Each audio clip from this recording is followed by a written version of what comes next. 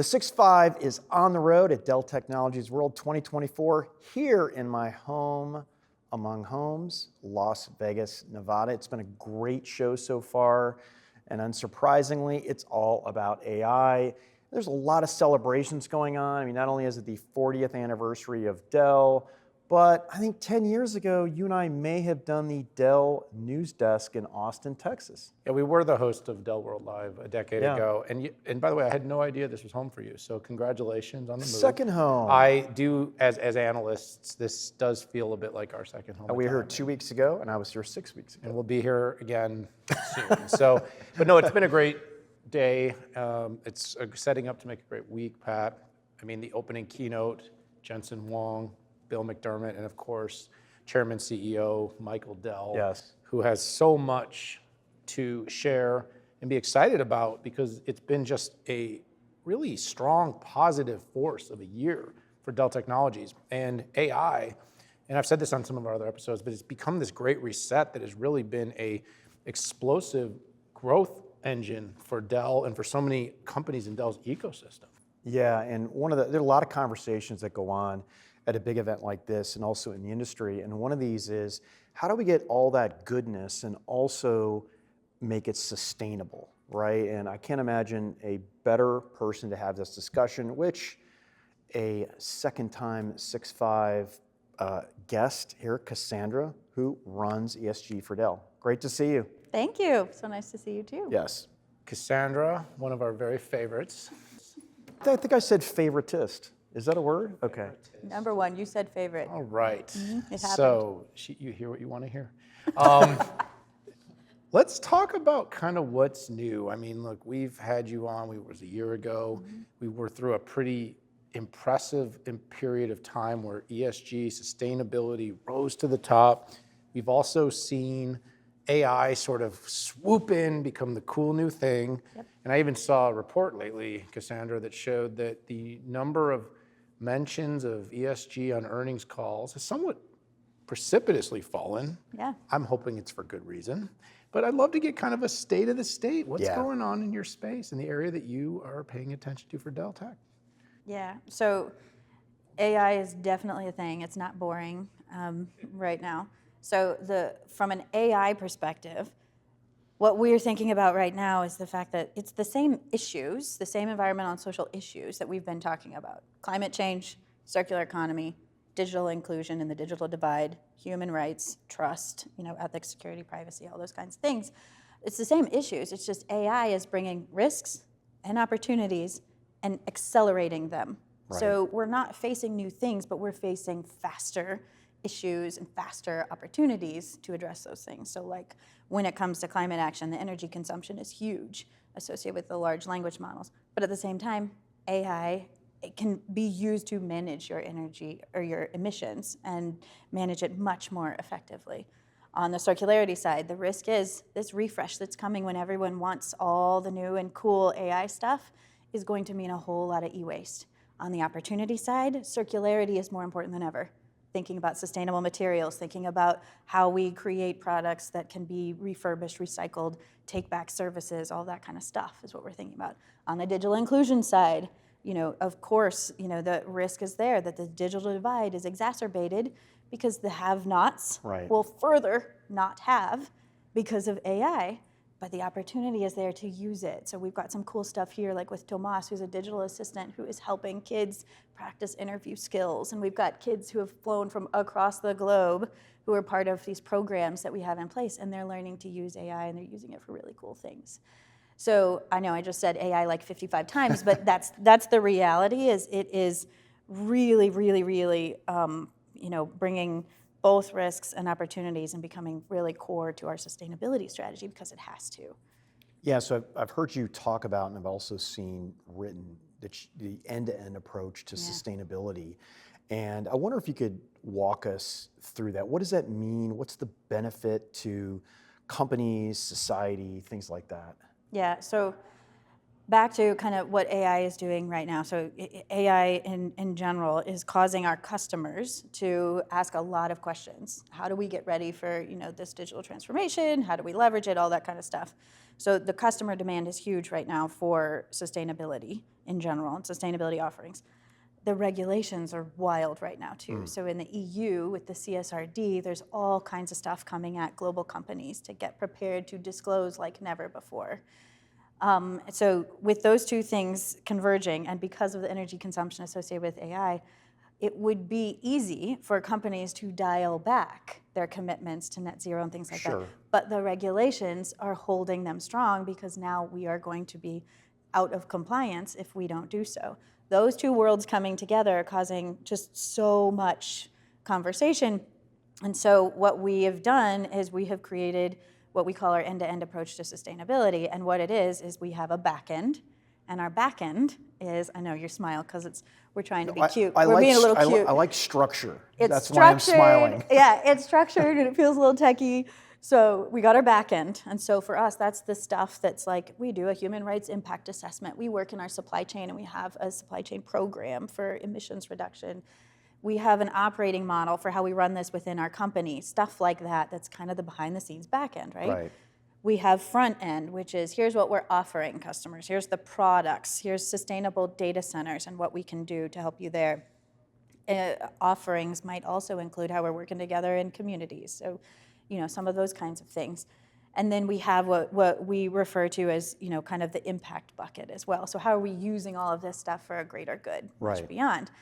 And what's really cool about that, talking in these terms, like now we talk to customers and they're like, we might have started a conversation that was, they wanted to talk with me or my team about sustainable data centers. But when we show them the whole portfolio and they see back end stuff, I can't tell you how many chief sustainability officers have said to me, wait a second, what's that op model you've got there? Because those regulations are coming my way, and I don't know how to structure this inside my company. I don't know how to prepare for this. So things that wouldn't feel, exciting or sexy or anything like that now are things that our customers are finding really valuable when we have a conversation about the back end as much as the front end, as much as, what do we do together to kind of address these issues.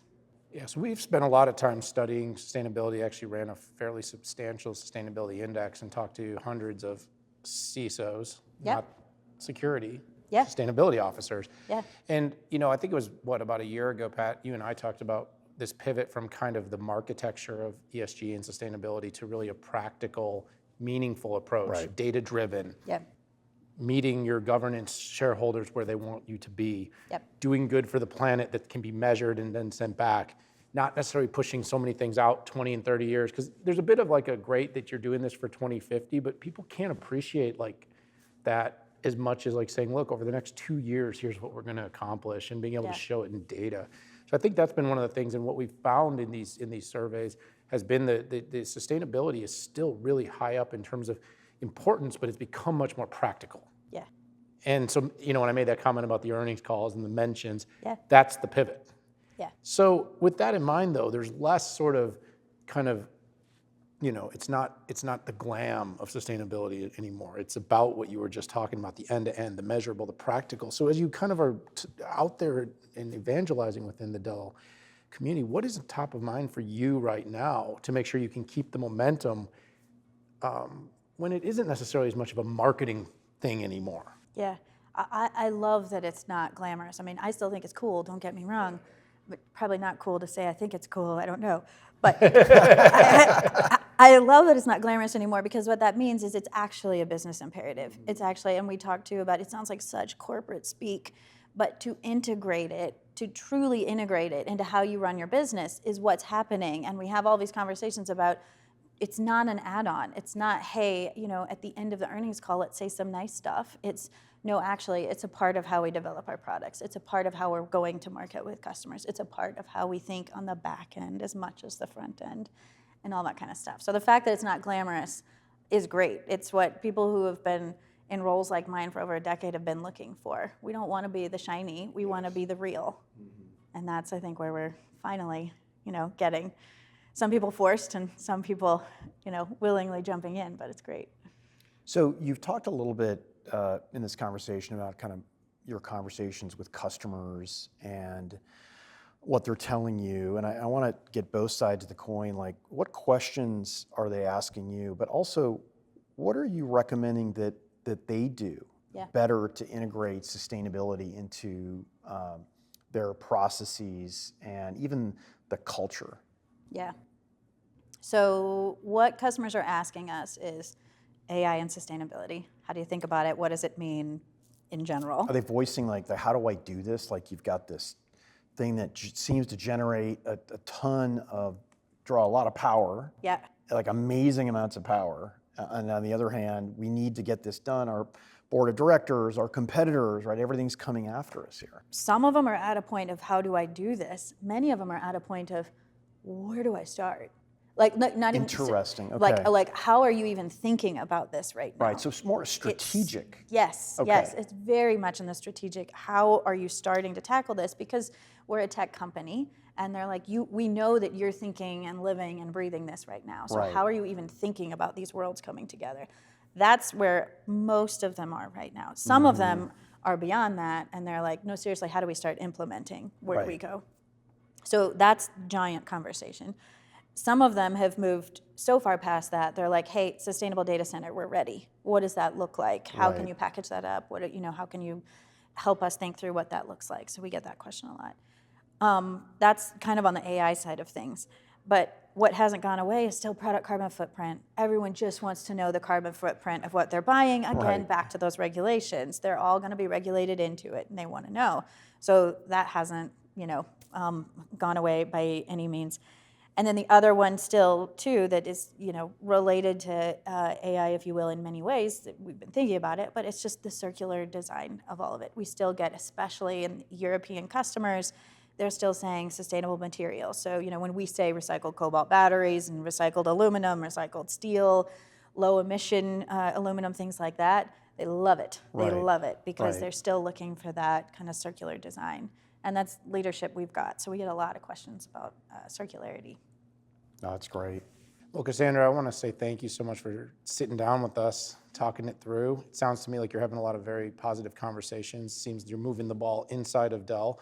And it also sounds like your kind of community of sustainability leaders are finding the mission and how to, proceed in the mission in an era where, we're balancing AI, being a really power intensive, but also opportunistic trend line, and sustainability, which is something that leaders around the world are holding large enterprises like Dell Technologies accountable. Yes.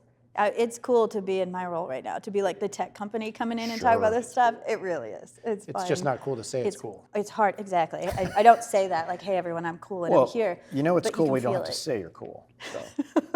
You do hit that age. It's all right, true. Cassandra, thank you so much for joining. Thank you so much. All right, everyone, hit that subscribe button. We're having a lot of fun here at Dell Technologies World 2024. It's 6/5. We are on the road in Las Vegas at the Palazzo Hotel. What a show, what a week, but we got to say goodbye. We'll see you all soon.